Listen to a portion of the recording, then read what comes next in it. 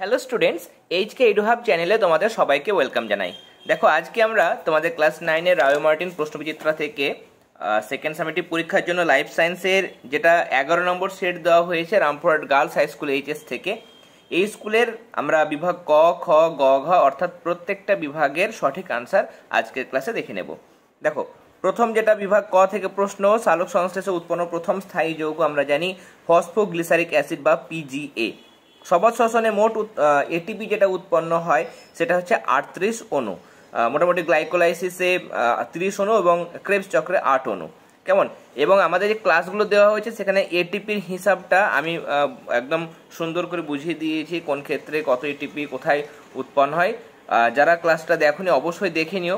আমাদের class 9-এর life সায়েন্সের subjective ক্লাসের এবং ফিজিক্যাল সায়েন্সের সাবজেক্টিভ ক্লাস, যেখানে থিওরি ক্লাসগুলো প্রোভাইড করা হয়, নোটসের ক্লাস দেওয়া হয়, সেগুলোর প্লেলিস্টের লিঙ্ক আমি এই ভিডিও ডিসক্রিপশন বক্সে দিয়ে দিয়েছি। যারা নতুন আছো তারা অবশ্যই প্লেলিস্টে গিয়ে দেখে নিও। দেখো, গবলেট কোষ এটা থাকে ক্ষুদ্রান্তে লালারস অবস্থিত শর্করা পরিপাককারী উৎসেচক। লালারসের মধ্যে টায়ালিন উৎসেচক থাকে যেটা সেদ্ধ স্বেচ্ছার উপর কাজ করে, তাই না? এরপরে অস্থিসন্ধিতে থাকে সাইনোভিয়াল তরল যেটা অস্থিসন্ধির ঘর্ষণ নিবারণ করে। বিভাগ খ, প্রথম প্রশ্ন দেখো, পিজিএএলডির পুরো নাম হচ্ছে ফসফোগ্লিসারালডিহাইড, তাই না? আমি এখানে লিখে দিচ্ছি ফসফো, তোমরা এটা জানো সবাই, এবং পুরো নামগুলো তোমরা করবে। পিজিএ, পিজিএএলডি, এটিপি, এডিপি, আরইউবিপি, আরইউডিপি, কেমন যেগুলো রয়েছে, আরইউবিপি রয়েছে, আরইউএমপি রয়েছে, রুবিস্কো রয়েছে, এগুলো তোমরা কিন্তু করবে। গ্লিসারলডিহাইড মানে অ্যাকচুয়ালি এটা এক ধরনের অ্যালডিহাইড। কেমন? ফসফোগ্লিসারলডিহাইড। ফুসফুসের আবরণী হচ্ছে প্লুরা, আর হৃৎপিণ্ডের আবরণী তোমরা জানো পেরিকার্ডিয়াম। ব্লাড ব্যাংকে সেখানে রক্ত তঞ্চন রোধক পদার্থ, রক্ত যাতে জমাট না বাঁধে সেই জন্য সোডিয়াম সাইট্রেট ব্যবহার করা হয়। কেমন? তার কারণ রক্ত জমাট বেঁধে গেলে সেখানে যে প্রয়োজনীয় টেস্ট করার জন্য রক্তটা দেওয়া হয়েছে বা সেটা হয়তো কোনো মুমূর্ষু রোগীকে দেওয়ার জন্য ব্লাড ব্যাংকে সংরক্ষণ করা হয়েছে, তাহলে সেটা হবে না, তঞ্চিত হয়ে যাবে, জমাট বেঁধে যাবে। সেটা যাতে না হয়, দীর্ঘদিন যাতে রাখা যায়, তার জন্য সোডিয়াম সাইট্রেট মেশানো হয়। শূন্যস্থান পূরণ, ক্লোরোফিলের ধাতব উপাদান সেখানে ম্যাগনেসিয়াম থাকে। আমি সংকেতটা লিখছি ম্যাগনেসিয়াম। একটি আংশিক মৃতজীবীর কথা বলা হয়েছে, তোমরা লিখবে পাইন। ওকে, এরপরে পেঁপে গাছের তরুক্ষীরে উপস্থিত যেটা প্রোটিন পরিপাকে সাহায্য করে সেটা হচ্ছে প্যাপাইন। কেমন? প্যাপাইন এমনিতে এই জিনিসটা বিভিন্ন এনজাইমের মধ্যে থাকে। আমরা যে বাইরে থেকে যে এনজাইম যে লিকুইডগুলো খাই সেখানে প্যাপাইন থাকে, দেখবে লেখা থাকে ওই হজমের যে লিকুইডগুলো পাওয়া যায়। তাছাড়া মাছ নয়, বিশেষ করে মাংস রান্না করার ক্ষেত্রে পেঁপে মেশানো হয়, তাহলে সেটা তাড়াতাড়ি সেদ্ধ হয়, যেহেতু প্রোটিনটা পরিপাকটা তাড়াতাড়ি হয়। এরপরে ডিমকে সুষম খাদ্য বলা হয়। ডিম কিন্তু সুষম খাদ্য নয়। সুষম খাদ্য মানে যার মধ্যে খাদ্যের 8টা উপাদানই মানে পর্যাপ্ত পরিমাণে থাকে। কোনো খাদ্যই আসলে সুষম খাদ্য নয়, তবে শিশুদের ক্ষেত্রে মাতৃদুগ্ধ বা মায়ের দুধটাকে আমরা সুষম খাদ্য বলতে পারি। কেমন? ডিম কিন্তু নয়, তাহলে এটা হয়ে যাবে মিথ্যা। আরবিসি মানে লোহিত রক্তকণিকাতে হিমোগ্লোবিন নামক সংযুক্ত প্রোটিন থাকে, এটা অবশ্যই সত্য। সক্রিয় পরিবহনে বাহক অণুর কোনো ভূমিকা নেই। সক্রিয় পরিবহন মানেই সেখানে বাহক প্রোটিন থাকবে, যেটাকে আমরা পাম্প বলি, এবং সেখানে বিপাকীয় শক্তি বা এটিপি কিন্তু ব্যবহার করতে হয়, তাই না? সক্রিয় পরিবহন মানে সেখানে নিজে থেকে হবে না, সেখানে বিপাকীয় শক্তি লাগবে, এটিপি প্রয়োজন হবে, বাহক প্রোটিনের সাহায্য লাগবে। কিন্তু এখানে বলছে কোনো ভূমিকা নেই, তাই জন্য এটা মিথ্যা। কেমন? এটা এই কথাটা যেটা বলা হয়েছে সেটা নিষ্ক্রিয় পরিবহনের কথা বলা হয়েছে। কোহল সন্ধান, এটাতে ইথাইল অ্যালকোহল তৈরি হয়, এটা 1 নম্বর। পেরিস্টলসিস চলন, এটা পৌষ্টিক নালীর মধ্যে আমরা দেখতে পাই, পরিপাক নালীর চলন, তাই না? আয়রন, এটা দেখো ট্রেস এলিমেন্ট মানে স্বল্পমাত্রিক উপাদান। সৌরশক্তির মধ্যে ফোটন কণা থাকে, সেটাকে সালোক সংশ্লেষ প্রক্রিয়ায় গ্রহণ করে ক্লোরোফিল, তাই না? উত্তেজিত হয় এবং জলের ফটোলাইসিস বা আয়নীকরণে বিশেষ ভূমিকা পালন করে। সিএসএফ মানে সেরিব্রোস্পাইনাল ফ্লুইডের কাজ আমরা এটা দেখবো। দেখো পেজ নাম্বার 93। আমার কাছে প্রান্তিকে, দেখো প্রান্তিকের কিন্তু দুটো রাইটারের বই হয়, একটা হচ্ছে হাজরা আচার্য, একটা হচ্ছে বসু মণ্ডল। যে কোনো বই নিতে পারো, দুটোই খুব সুন্দর বই, এবং সাঁতরার বইগুলো যথেষ্ট সুন্দর। বারবার আমি প্রত্যেকটাতেই বলি, সাঁতরার বই প্রান্তিক হোক, দুটো বই যথেষ্ট ভালো। যাদের কাছে ছায়া আছে সেটাও কিন্তু খারাপ নয়। সিএসএফ দেখো কাজ হচ্ছে, 1 নম্বর কাজ তোমরা লিখবে যে মস্তিষ্ক শোষণকাণ্ডে স্নায়ুকোষগুলিকে পুষ্টি ও অক্সিজেন যোগান দেয় এবং বিপাকজাত বর্জ্য অপসারণ করে, এটা 1 নম্বর। আর 2 নম্বর লিখবে মস্তিষ্ক ও শোষণকাণ্ডকে যান্ত্রিক সুরক্ষা দেয়। 7রাতেও পেজ নাম্বার 91-এ দেখো এখানে সিএসএফ এর দুটো কাজ, 1 নম্বর 2 নম্বর কাজ দেওয়া হয়েছে।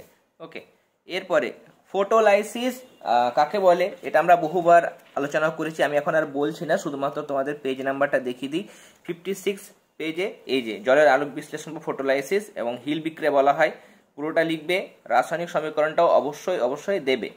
কেমন, এগুলো রিপিট কোশ্চেন, এগুলো 500 বারের বেশি আমরা পেয়ে গেছি। শ্বেত রক্তকণিকার দুটি কাজ, এটা আমরা দেখব। শ্বেত রক্তকণিকার কাজ অনেক সময় 5-এর মধ্যে 2+3 থাকে, সেই 3-র মধ্যেও কিন্তু অনেক সময় দিতে পারে। কেমন, শ্বেত রক্তকণিকার কাজ, শ্বেত রক্তকণিকা 5 রকমের হয় এবং এখানে দেখো এই যে দানাযুক্ত হচ্ছে ইওসিনোফিল, বেসোফিল, নিউট্রোফিল, আর দানাবিহীন যেটা অ্যাগ্রানুলোসাইট সেটা হচ্ছে লিম্ফোসাইট, মনোসাইট। এবার কাজ এখানে লিখবে নিউট্রোফিল ও মনোসাইট ফ্যাগোসাইটোসিস পদ্ধতিতে রোগ জীবাণু ধ্বংস করে। ইওসিনোফিল যেটা সেটা অ্যালার্জি অবস্থায় সক্রিয় হয় এবং মাস্ট কোষ থেকে ক্ষরিত হিস্টামিনকে নিষ্ক্রিয় করে অ্যালার্জি প্রতিরোধ করে। ওকে, আর দুটো কাজ বলেছে, দুটো কাজ লিখবে। এছাড়া দেখো আরও বেসোফিল এবং লিম্ফোসাইটের কাজও দেওয়া হয়েছে। লিম্ফোসাইটের কাজ হচ্ছে অ্যান্টিবডি তৈরি করে ইমিউনিটি পাওয়ার বা অনক্রমতা সিস্টেমটাকে গড়ে তোলা। এরপরে স্যাঙ্গুইনিফোর, এটা আমরা পেয়েছি 1বার বা 2বার আমরা পেয়েছি। রায়মার্টিনের 307 পাতায় পাবে, এটা 343 পাতায় পাবে। আমি টেক্সট বুক থেকে দেখাচ্ছি স্যাঙ্গুইনিফোরের আনসারটা। এখানে 80 পাতা তোমরা ওপেন করতে পারো। এখানে স্যাঙ্গুইনিফোর মানে রক্তভোজী পুষ্টি। দেখো, যে পুষ্টি পদ্ধতিতে প্রাণী মেরুদণ্ডী প্রাণীদের দেহ থেকে রক্ত পান করে ওই রক্ত থেকে পুষ্টি পদার্থ সংগ্রহ করে তাকে আমরা রক্তভোজী পুষ্টি বলবো, আর ওই প্রাণীদের বলবো স্যাঙ্গুইনিভোরী প্রাণী। যেমন স্ত্রী মশা, জোঁক, রক্তচোষা বাদুড় মানে ভ্যাম্পায়ার বাদুড়, এগুলো। ওকে, মানব শিশুর দন্ত সূত্র মানে দন্ত ডেন্টাল যেটা ফর্মুলা সেটা দেখো এখানে দেওয়া হয়েছে। প্রাপ্তবয়স্কদের মতো একই, শুধুমাত্র সেখানে প্রিমোলার এবং মোলারের জায়গাটা আলাদা হয়, তাই না? ইনসাইজার দেখো, ইনসাইজার হচ্ছে 2/2, আর ক্যানাইন যেটা সেটা হচ্ছে 1/1, এগুলো একই থাকে। ইনসাইজার ক্যানাইন একই থাকে, প্রিমোলার কিন্তু কোনো থাকে না। কেমন, প্রিমোলার কোনো দাঁত থাকে না। প্রাপ্তবয়স্কদের দুটো মানে উপরের অর্ধেক পাটিতে দুটো, নিচের অর্ধেক পাটিতে দুটো, 4টে, আর এদিকেও অর্ধেক করে 4টে, মানে 8টা থাকে এখানে, কিন্তু এদের একটাও থাকে না। কেমন, তাহলে 8টা কম হলো এখানে। প্লাস এখানে দেখো মোলার দাঁত দুটো করে, উপরে অর্ধেক পাটিতে দুটো, নিচে দুটো, তাহলে একটা করে কম থাকছে, এদিকেও একটা করে কম থাকছে, মানে 4টে কম। তাহলে 8 আর 4 12টা কম। এই জন্য শিশুদের দাঁত 32 থেকে 12 মাইনাস করলে আমরা পাচ্ছি 20টা, তাই না? 20টা দাঁত থাকে। তাহলে এই শিশুদের ক্ষেত্রে দন্ত সংকেত বা দন্ত সূত্রটি হলো, এটা লিখবে, যেখানে আই হলো ইনসাইজার, সি হলো ক্যানাইন, পিএম হলো প্রিমোলার ও এম হলো মোলার, এরকমভাবে লিখে দেবে। মানে সিম্বলগুলো অবশ্যই লিখতে হবে। কেমন, বাষ্পমোচনকে প্রয়োজনীয় ক্ষতিকারক প্রক্রিয়া বলা হয় কেন? অনেকবার পেয়েছি আমরা, ঠিক আছে? এটা কম মানে একদম মিনিমাম আমরা যদি দেখি হিসাব করা নেই, তবে 6-7 বার তো অবশ্যই পেয়ে গেছি। বাষ্পমোচন এই যে রায়মার্টিনে 252 পাতায় দেওয়া হয়েছে, এখান থেকে শুরু করে একদম পরের পাতায় এতটা পর্যন্ত গণ্য করা হয় পর্যন্ত লিখবে। নেক্সট, টিসিএ চক্র বলতে কি বোঝো? এটাও রায়মার্টিনের 293 পাতায় পাবে। এখানে টিসিএ চক্র মানে ট্রাই কার্বক্সিলিক অ্যাসিড চক্র, তাই না?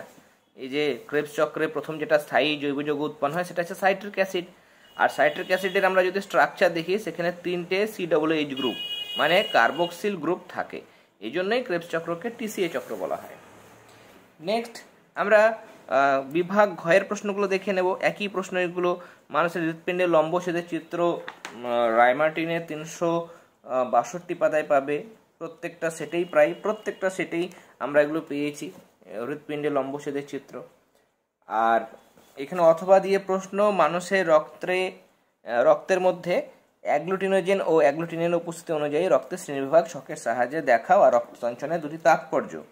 প্রথম পোর্শনটা দেখবো আমরা। এখানে প্রথম পোর্শনটা 332 পাতা তোমরা ওপেন করো। আচ্ছা 332 নয়, এখানে আমাদের কি আছে, আচ্ছা, রক্তে অ্যাগ্লুটিনোজেন এবং অ্যাগ্লুটিনের উপস্থিতি। আচ্ছা, তোমরা এটা লিখবে, এই যে মানুষের রক্তের শ্রেণী এবং তাদের মধ্যে সম্পর্ক, 4টে গ্রুপ রয়েছে, এ বি এবং ও। এ গ্রুপের মধ্যে যেটা অ্যান্টিজেন বা অ্যাগ্লুটিনোজেন থাকে সেটা এ, বির মধ্যে বি, এ বির মধ্যে এ ও বি, ওর মধ্যে কোনো অ্যাগ্লুটিনোজেন থাকে না। অ্যাগ্লুটিন বা অ্যান্টিবডির ক্ষেত্রে এর ক্ষেত্রে বিটা, বির ক্ষেত্রে থাকে আলফা, এ বির ক্ষেত্রে কোনো থাকে না, ওর ক্ষেত্রে এ আলফা এবং বিটা।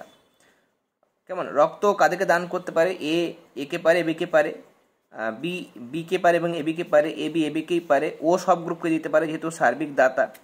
আর কার কাছ থেকে নিতে পারে? এ নিতে পারে এ এবং ওর কাছ থেকে, সার্বিক দাতা ওর কাছ থেকে নিতেই পারবে।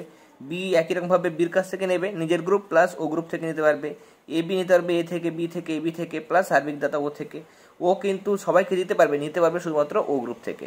ওকে, এই ছকটা তোমরা করবে। আর রক্ততঞ্চনের যে জিনিসটা দেওয়া হয়েছে, রক্ততঞ্চন আমরা প্রশ্নটা অনেকবার পেয়েছি। রক্ততঞ্চনের দুটি তাৎপর্য টেক্সটবুক থেকেও করতে পারো। এই যে ক্ষতস্থান থেকে রক্তক্ষরণ বন্ধ করে দেহে রক্তের পরিমাণ নির্দিষ্ট রাখে। 2 নম্বর, রক্ততঞ্চন ব্যাহত হলে রক্তের চাপ কমে যাবে, ফলে বিভিন্ন শারীরবৃত্তীয় ভৌত প্রক্রিয়া যেমন অভিস্রবণ, ব্যাপন প্রভৃতি ব্যাহত হবে। এর সাথে প্রশ্ন আছে, মানবদেহের রক্তবাহে রক্ত তঞ্চিত হয় না কেন? এটা তোমরা লিখবে, এই যে এখানে দেওয়া হয়েছে যে 3টে কারণ। থ্রম্বোপ্লাস্টিন থাকে না, অনুপস্থিতি, রক্তবাহীর অন্তর্গাত্রে অত্যন্ত মসৃণ হওয়ায় অনুচক্রিকা বিদীর্ণ হয় না, মানে ফেটে যায় না বা ভেঙে যায় না, ফলে থ্রম্বোপ্লাস্টিন বের হয় না।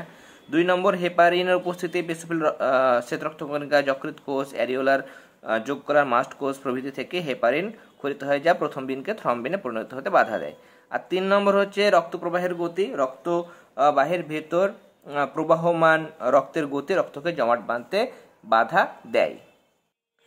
তারপরে দেখো 2 নম্বর প্রশ্ন, সবাত শ্বসনের রাসায়নিক সমীকরণ। সেটা হচ্ছে তোমাদের টেক্সটবুকে পাবে। সবাত শ্বসন বা শ্বসনের যেটা সমীকরণ সেটা হচ্ছে C6H12O6। গ্লুকোজ সেটা অক্সিজেনের উপস্থিতিতে ভেঙে যায় এবং 6 অণু কার্বন ডাইঅক্সাইড, 6 অণু জল এবং 686 কিলোক্যালোরি তাপশক্তি উৎপন্ন হয়। এটা হচ্ছে সমীকরণ। এবং শ্বসনের যেটা তাৎপর্য সেটা রায়মার্টিনের 286 পাতায় পাবে, টেক্সটবুক থেকেও পাবে। শ্বসনের তাৎপর্য এখানে দেওয়া হয়েছে শক্তির মুক্তি, রূপান্তর। শ্বসন প্রক্রিয়ায় খাদ্য মধ্যে থাকা শৈতিক শক্তি সেটা গতিশক্তি বা তাপ শক্তি রূপে মুক্ত হয় এবং এই শক্তির কিছুটা অংশ এটিপির মধ্যে আবদ্ধ হয়, এনার্জি কারেন্সি রূপে ব্যবহৃত হয়। উৎপাদিত শক্তি জোনাকি এবং গভীর সমুদ্রের প্রাণীদের ক্ষেত্রে জৈব আলোতে রূপান্তরিত হয় এবং আলো বিকীর্ণ করে, মানে বায়োলুমিনেসেন্স। তোমরা বোধহয় ক্লাস 8-এ পড়েছিলে। ইলেকট্রিক রে মাছের দেহে উৎপাদিত বিদ্যুৎ ও শ্বসনে উৎপাদিত শক্তির রূপান্তর বিশেষ। এছাড়া প্রাণীদের তাপমাত্রা নিয়ন্ত্রণ, উষ্ণ শোণিত, মানে যাদের রক্ত গরম যেমন আমরা, কেমন, প্রাণীর দেহে নির্দিষ্ট তাপমাত্রা নিয়ন্ত্রণে শ্বসন গুরুত্বপূর্ণ ভূমিকা পালন করে। কেমন? তাহলে 1 নম্বর এবং 2 নম্বর পয়েন্ট লিখতে পারো। বা টেক্সটবুকে যেমন কি দেওয়া থাকে, প্রথম পয়েন্টটা দেওয়া থাকে এবং এই যে পরিবেশে অক্সিজেন কার্বন ডাইঅক্সাইডের ভারসাম্য, এটা একদম সহজ পয়েন্ট, এই 2 লাইন এবং এখানে এই যে দেওয়া হয়েছে এখানে 3 লাইন। কেমন? তাহলে এই দুটো পয়েন্টও লিখতে পারো। ওকে। আর সন্ধান প্রক্রিয়ায় যে উৎসেচক, 1 মিনিট, সন্ধান প্রক্রিয়ায় যে উৎসেচকটি অংশগ্রহণ করে তার নাম কি? ইস্টের দেহ থেকে বের হয় সেই উৎসেচকের নামটা জানতে চেয়েছে, সেটা হচ্ছে জাইমেজ। কেমন? এরপরে উদ্ভিদের পরভোজী পুষ্টি বলতে কি বোঝো? এটি কয় প্রকার? উদাহরণ সহ ব্যাখ্যা করো। উদ্ভিদের পরভোজী পুষ্টি 78 পাতায় দেখো কাকে বলে? যে পদ্ধতিতে ক্লোরোফিলবিহীন উদ্ভিদ নিজ দেহে খাদ্য সংশ্লেষে অক্ষম হয়, প্রত্যক্ষ বা পরোক্ষভাবে স্বভোজীদের থেকে খাদ্য সংগ্রহ করে পুষ্টি সাধন করে, তাকে পরভোজী পুষ্টি বলে এবং এই উদ্ভিদদের পরভোজী উদ্ভিদ বলে। মানে কিছু বেশিরভাগ উদ্ভিদের দেহে ক্লোরোফিল থাকে, তারা নিজের দেহে নিজে সালোকসংশ্লেষ পদ্ধতিতে খাবার তৈরি করতে পারে, কিন্তু কিছু ব্যতিক্রমও আছে যারা খাবার তৈরি করতে পারে না, যাদের শরীরে ক্লোরোফিল থাকে না। তাহলে সেই ক্লোরোফিলবিহীন উদ্ভিদরা কি করে? প্রত্যক্ষ বা পরোক্ষভাবে, মানে ডাইরেক্টলি ইনডাইরেক্টলি বিভিন্ন স্বভোজীদের কাছ থেকে খাদ্য নেয় এবং সেখান থেকে পুষ্টি সম্পন্ন করে, সেটা হচ্ছে পরভোজী পুষ্টি। এটা 4 রকমের হয়: মৃতজীবীয়, পরজীবীয়, মিথজীবীয় এবং পতঙ্গভুক। এবার এখানে কয় প্রকার উদাহরণ সহ ব্যাখ্যা করো। প্রত্যেকটা তোমাকে ব্যাখ্যা করতে হবে। মৃতজীবী এই যে মানে ক্লোরোফিলবিহীন কিছু উদ্ভিদ রয়েছে যেগুলো মৃত পচনশীল বস্তু থেকে পুষ্টি সংগ্রহ করে, যেমন ওই যে ব্যাঙের ছাতা দেখতে পাও কেমন, পেনিসিলিয়াম, মিউকর অ্যাগারিকাস, ইস্ট, এগুলো হবে আনসার। ওকে, উদাহরণ এত কিছু ব্যাখ্যা করার দরকার নেই, আংশিক পূর্ণ মৃতজীবী এত ব্যাখ্যা করার দরকার নেই। পরজীবী পুষ্টিতে চলে যাবে, এখানে একই রকমভাবে ব্যাখ্যা করবে যে পোষক দেহে আশ্রয় নেয় এবং সেখান থেকে পুষ্টি সম্পন্ন করে, সেগুলো পরজীবী পুষ্টি এবং এদের পরজীবী উদ্ভিদ বলে। নিয়ে উদাহরণ দেবে যেমন স্বর্ণলতা, রাফলেসিয়া ইত্যাদি।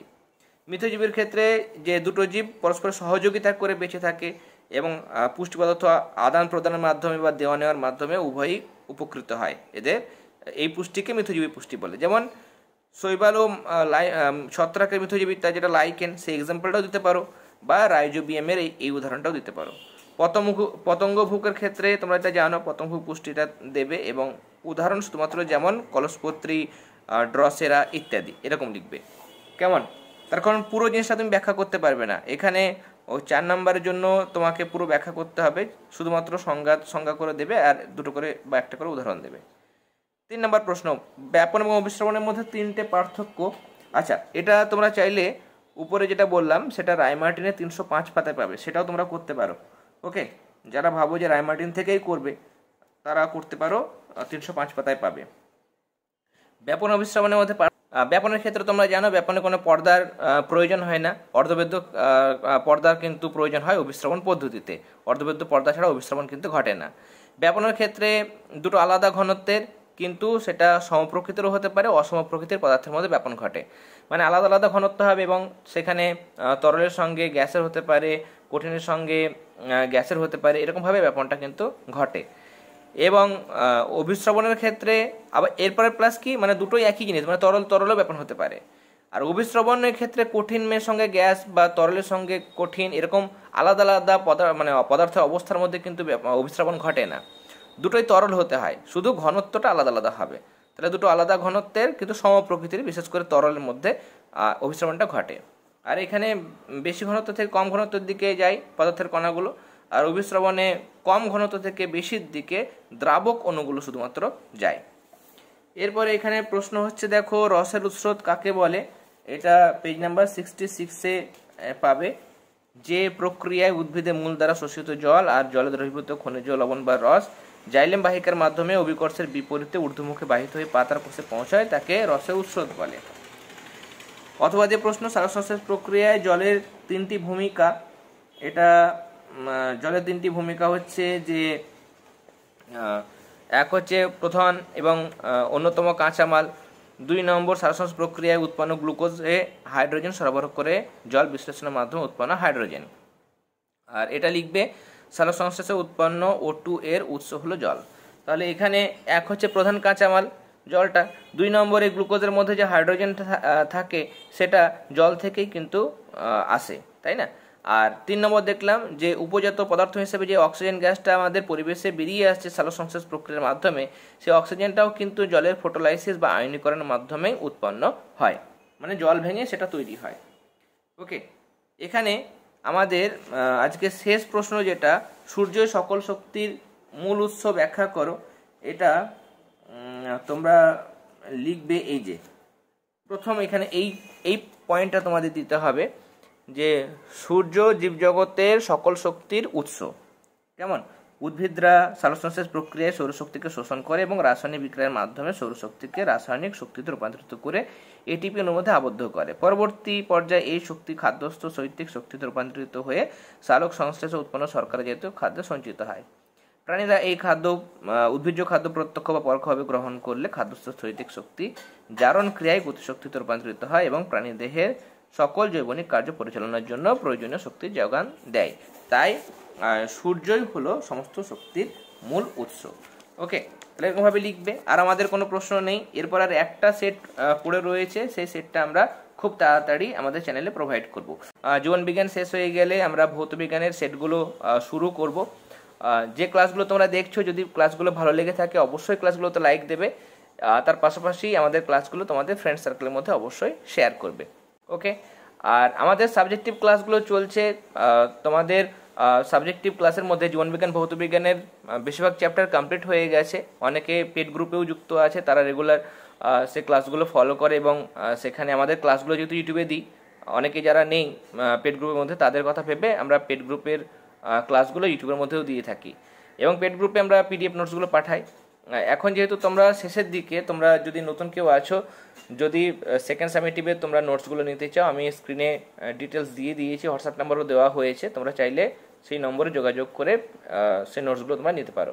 ওকে, তাহলে তোমাদের প্রিপারেশনটা হয়ে থাকবে, সেখান থেকে তোমরা ম্যাক্সিমাম নাম্বার অফ কোশ্চেন কিন্তু সেই নোটসের মধ্যেই তোমরা পাবে। ওকে, চাইলে হোয়াটসঅ্যাপ নাম্বার দেওয়া থাকলো, যারা ইচ্ছুক আছো তারা অবশ্যই জানাবে। তাহলে আমরা আজকে এখানে ক্লাস শেষ করলাম। তোমরা সবাই খুব ভালো থেকো। All the very best.